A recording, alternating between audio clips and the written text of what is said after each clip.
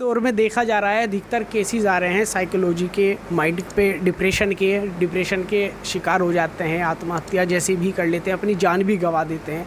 अनेकों भी स्ट्रेस लेके काफ़ी चीज़ें भूल जाते हैं। काफ़ी इस तरह के आजकल देखा जाए आज के कल्चर में नज़र आ रहा है। चूँकि सोशल मीडिया का दौर है, एक माइंड भी ब्लॉक हो जाता है। अन्य भी जो पहले एक्टिविटी रहती थी, देखा जाता था हेल्थ से जुड़ी हुई, सब अपने ऊपर ध्यान देते थे, वो भी बहुत ज़्यादा कम हो गई है। इस चीज़ को देखते हुए सरकार द्वारा WHO द्वारा भी एक कार्यक्रम चलाया गया है। उसी के तहत आज जनपद मुजफ्फरनगर के एक होटल में बेगराजपुर से आए हुए डॉक्टर्स के साथ में एक सेमिनार का आयोजन किया गया माइंडली हेल्थ को लेकर के।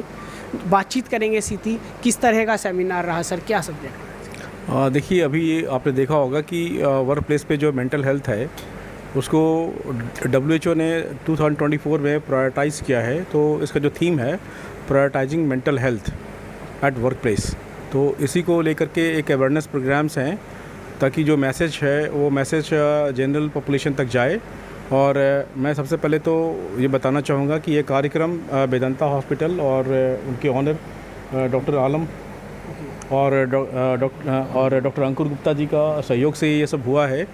और इसमें जितने भी पार्टिसिपेंट रहे हैं वो सभी ऑडियंस काफ़ी बेनिफिटेड रहे हैं कि इसमें जो दिया गया था, अभी जैसे एक लेक्चर जो डिलीवर किया गया उसमें ये इसी बात की जानकारी दी गई थी कि कैसे और कितने तरह के जो मेंटल हेल्थ प्रॉब्लम्स सोसाइटी में हैं और उसके क्या रोकथाम हो सकती है, कैसे करना चाहिए, साइकोथेरेपी और जो मेडिकेशंस हैं, फार्माकोथेरेपी है, उसके साथ साथ और भी हम क्या क्या कर सकते हैं, लाइफ स्टाइल मॉडिफिकेशंस है, ठीक है, और एक्सरसाइजेज़ है, योगाज़ है। तो इस तरह का चीज़ों का भी सहारा लेकर के हम कुछ हद तक छोटे छोटे जो मेंटल हेल्थ प्रॉब्लम्स हैं उसको सॉल्व कर सकते हैं। बाकी जो मेजर मेंटल हेल्थ प्रॉब्लम्स हैं उसको ट्रीट करने के लिए मेडिकेशन, साइकोथेरेपी का इस्तेमाल करना चाहिए और उसको अर्ली रिकॉग्निशन और ट्रीटमेंट पर ज़्यादा ध्यान देना चाहिए।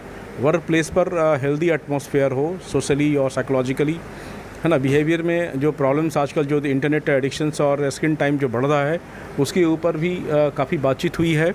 और इसमें इसी तरह का मैसेज जनरेट किया गया है। जैसे अभी यूट्यूब पे, मीडिया पे काफ़ी इंटरनेट एडिक्शंस और पैथोलॉजिकल गैम्बलिंग्स, सट्टेबाजी हो रही है, उसके ऊपर भी इस पर बातचीत की गई है और इसको कैसे ठीक किया जाना चाहिए, कैसे इसको अर्ली डायग्नोस करना चाहिए और ट्रीट करना चाहिए, इसके बारे में भी काफ़ी हम लोगों ने बातचीत करी है। आपने अपना अनुभव साझा किया सभी डॉक्टर्स के साथ, सभी को जागरूक भी किया। किस तरह के क्वेश्चंस डॉक्टर्स किसकी ओर से आते हैं? ज़्यादातर क्वेश्चंस हैं हमारे जो आए हैं यहाँ पर depression, OCD, pathological gambling, internet addictions पर ज़्यादा है। आजकल फोकस काफ़ी ज़्यादा इस पर हो रहा है क्योंकि ये बहुत ही कॉमन हो गया है। कोविड-19 के बाद से जो कॉलेजेस और स्कूल बंद हो गए हैं, जो बच्चे ज़्यादातर जो स्कूल नहीं गए हैं और ऑनलाइन पढ़ाई किया है, आज उसका ड्रॉबैक हमें देखने को मिल रहा है कि छोटे छोटे बच्चे भी आजकल गेम खेल रहे हैं और स्क्रीन टाइम उनका इतना ज़्यादा बढ़ गया है, स्कूल से छूटते ही वो सीधे मोबाइल पे चले जाते हैं, टेलीविज़न पे चले जाते हैं, लैपटॉप पे चले जाते हैं, कंप्यूटर पे चले जाते हैं और अपना सारा समय, कीमती समय जो है ना, अपने परफॉर्मेंस को ध्यान में ना दे करके सारी चीज़ें इन पर फोकस करते हैं।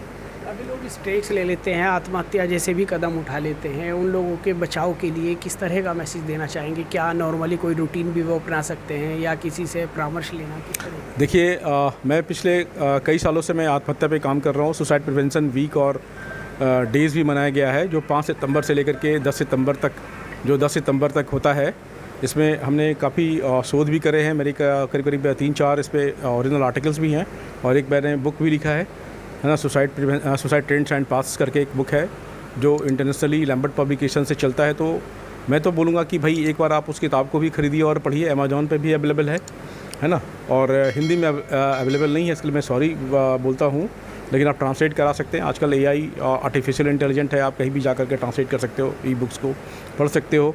और मैं तो ये बोलूँगा कि जो आत्महत्या जैसी जो बातें होती हैं, ये एक तरह से फ्रस्ट्रेशन है, क्राइसिस है और मालएडप्टिव बिहेवियर है। इसको मालएडप्टिव बिहेवियर ही बोला जाता है, जो सोसाइटी के नॉर्म से सोशली डिपार्टेड लोग हैं, जो एक मेंटल इलनेस है। बहुत सारे लोगों को तो ये मालूम नहीं होती कि सुसाइड एक प्रिवेंटेबल और क्या कहते हैं मेंटल इलनेस है, जिसे हम समय पर यदि हम इसका ध्यान रखें तो ट्रीट कर सकते हैं।